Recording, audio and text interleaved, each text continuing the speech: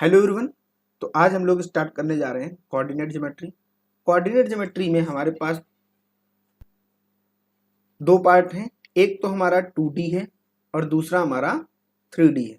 तो पहले हम लोग 3D करेंगे, उसके बाद हम लोग 2D करेंगे, क्योंकि 2D तो हम करके ही आए हुए हैं, बहुत ज़्यादा करके आए हुए हैं। 3D भी हम लोगों ने थोड़ा बहुत किया हुआ है, लेकिन यहाँ पर 3D और ज़्यादा है, आगे काफ़ी एक्सप्लेन किया गया हुआ है। इसलिए हम लोग पहले 3D को कर लेंगे, 2D को बाद में करेंगे।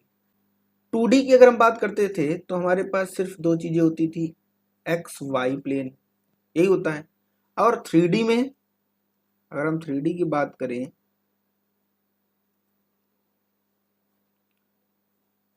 ये हमारी 3D है। इसमें क्या होता था, एक्स वाई प्लेन। अगर हम इसको एक्स बोल दें, इसको वाई बोल दें और इसको जेड बोल दें, ये एक्स डैश, ये जेड डैश और ये वाई डैश। अगर हम उसको देख रहे हैं, यहाँ से हम उसको विजुलाइज कर रहे हैं, तो 3 डायमेंशन की एक सरफेस होगी, जिसको हम बोलते हैं 3D स्ट्रक्चर। तो अब कार्टेशियन कोऑर्डिनेट की बात कर लेते हैं, क्योंकि इसी का यूज करना है हमें। तो अगर हम यहाँ पे ये ओरिजिन ले लेते हैं, ये हमारा x, ये हमारा y और ये हमारा z है। क्लियर? तो इसको हम ऐसे बना लेते हैं, इसको x डैश बोल देते हैं, ये हमने बना लिया। इसको हम y डैश बोल देते हैं और ये हमारा z डैश है। क्लियर? ये सारे हमने बना लिए। अब कार्टेशियन कोऑर्डिनेट होते क्या है, एक्स वाई जेड, यही होते हैं, और ये ऑक्टेंट फॉर्म में होते हैं। जैसे 2D में हम बात करते थे, तो यहाँ पर 1 2 3 और 4 की और y की पोजीशंस पे डिपेंड करते थे। यहाँ पर x और y और z की जो पोजीशंस होगी उन पे डिपेंड करेंगे। जैसे पहला हमारे लिए है ओ एक्स वाई जेड। अगर हम इसकी बात करें, ओ एक्स वाई जेड, तो यहाँ पर जो हमारे एक्स वाई जेड होंगे वो क्या होंगे, पॉजिटिव होंगे। एक्स वाई जेड पॉजिटिव होंगे। फिर अगर दूसरा हम ऑक्टेंट लें तो क्या होगा, तो यहाँ पर हमारे पास क्या आएगा, O X dash Y Z, ये होगा। यहां से समझिए, अगर ये वाला एक्स आपकी डायरेक्शन में है तो ये एक्स डैश किस डायरेक्शन में होगा, अपोजिट डायरेक्शन में, उल्टा। वहां पर एक्स क्या हो जाएगा, माइनस। बाकी तो सब वैसे ही चल रहे हैं, y और z, ये होगा। थर्ड ऑक्टेंट हमारा क्या होगा, o x y dash z। Clear? अब y की डायरेक्शन उल्टी हो जाएगी, तो y हमारा निगेटिव हो जाएगा, तो ये हमारा हो जाएगा x माइनस वाई जेड, ये हो जाएगा। फोर्थ हमारा क्या हो जाएगा, o x y Z dash, तो z की डायरेक्शन उल्टी हो जाएगी नीचे की तरफ, एक्स वाई माइनस जेड आ जाएगा। इसी तरीके से फिर जो फिफ्थ हमारे पास आएगा वो क्या आएगा, O X dash Y dash Z. क्यों? देखिए, अब एक्स डैश ये वाली डायरेक्शन, फिर वाई डैश ये वाली डायरेक्शन, और जेड ये ऊपर वाला उस साइड का जो होगा। तो यहां से हमारे पास क्या आएगा, माइनस एक्स माइनस वाई और जेड, ये बन जाएगा। इसी तरीके से क्या बनेगा, O X Y dash Z dash, तो ऑब्वियस सी बात है इसमें क्या आ जाएगा, X minus Y minus Z. फिर 7 जो हमारे पास बनेगा वो क्या होगा, O X dash Y Z dash, तो यहां से minus X Y minus Z. और जो 8 लास्ट होगा वो O X dash Y dash Z dash, वो क्या होगा, minus X minus Y minus Z. ये हमारे 8 कोऑर्डिनेट हो जाएंगे जो इस कोऑर्डिनेट सिस्टम में लाई कर रहे होंगे 3D में। क्लियर? नाउ अब ये 8 कोऑर्डिनेट बनते कैसे हैं, कहां पर रहते हैं वो देखते हैं। देखिए, वो एक 3D स्ट्रक्चर बना लेते हैं।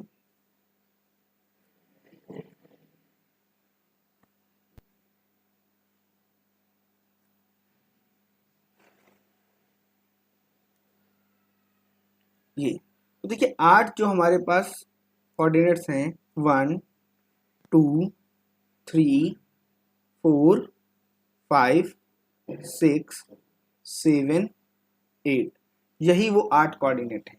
जब X axes Y axes Z axes के पॉजिटिव डायरेक्शन में होंगे तो तीनों पॉजिटिव होंगे। जिसकी डायरेक्शन निगेटिव हो जाएगी वो माइनस में चला जाएगा। बस यही है हमारे पास। कोई भी आप P x, y, z ले लेंगे। अब डिस्टेंस बिटवीन टू पॉइंट्स की बात करते हैं, जैसे लाइन में करते थे। यहां पर भी अगर हम डिस्टेंस बिटवीन टू पॉइंट करें, यानी एक हमारा पॉइंट P है और दूसरा हमारे पास Q हो जाएगा।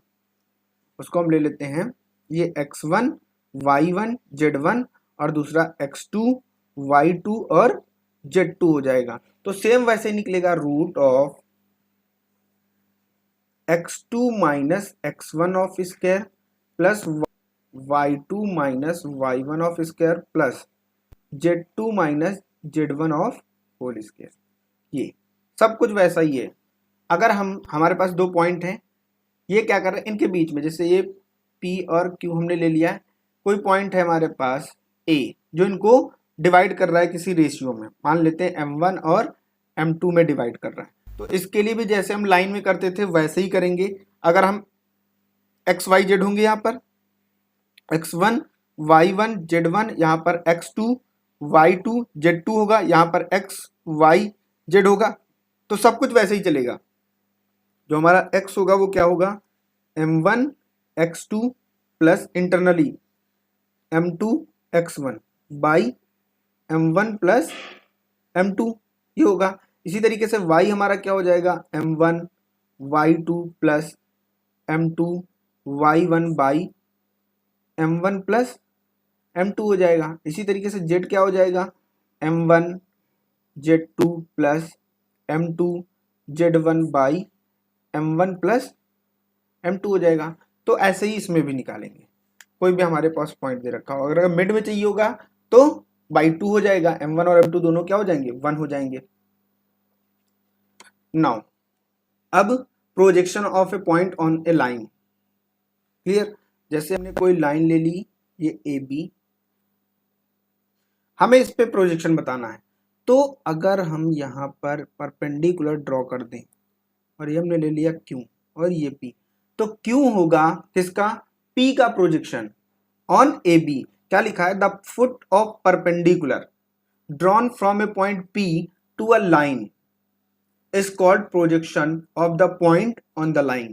क्लियर। यानी ये जो हमारा Q है वो P का प्रोजेक्शन है, किस पर, AB पर, फुट ऑफ परपेंडिकुलर।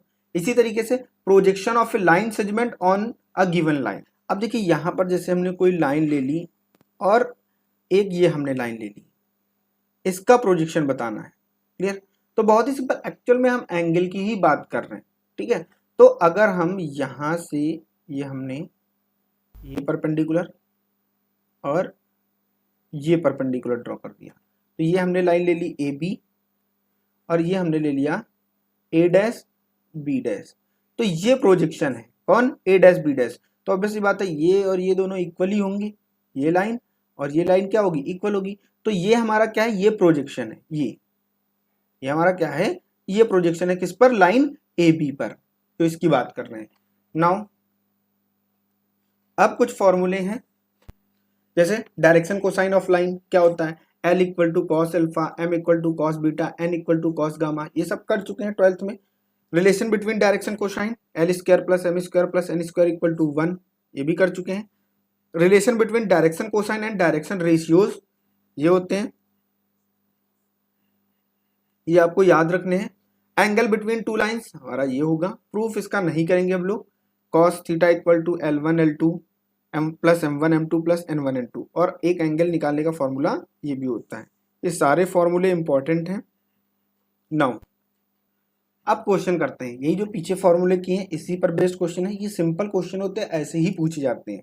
क्या दे रखा है, if alpha comma beta comma gamma be the angle which a line makes with the coordinate axes so that this.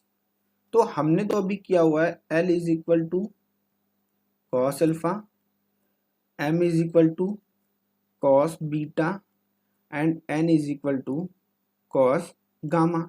ये क्या हुआ है, तो ये हो जाएगा L square equal to cos square alpha, M square equal to cos square beta और N square equal to cos square gamma. अब इसको क्या लिख सकते हैं, एल स्क्वायर इक्वल टू ये क्या होगा 1 minus sine square alpha, M square equal to 1 minus sine square beta और N square equal to 1 minus sine square gamma. इनको ऐड कर लेते हैं, L square plus M square plus N square equal to 1 1 1 ये हो जाएगा 3 minus common ले लेंगे sign square alpha plus sine square beta plus sine square gamma ये होगा।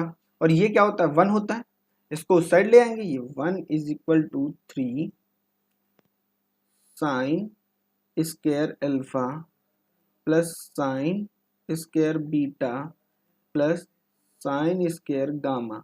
ये इस साइड आएगा, ये -2 equal to minus sine square alpha plus sine square beta plus sine square gamma. तो ये कितना हो जाएगा, माइनस हटा देंगे, यानी sine square alpha plus sine square beta plus sine square gamma is equal to 2।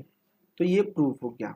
इसी तरीके से दूसरा, अब यहाँ पर है cos 2 अल्फा, हमारे पास क्या है cos 2 अल्फा, बहुत ही सिंपल है। इसको हम क्या लिख लेंगे, इसको हम लिख सकते हैं cos square alpha minus sine square alpha plus cos square beta minus sine square beta plus cos square gamma minus sine square gamma plus 1।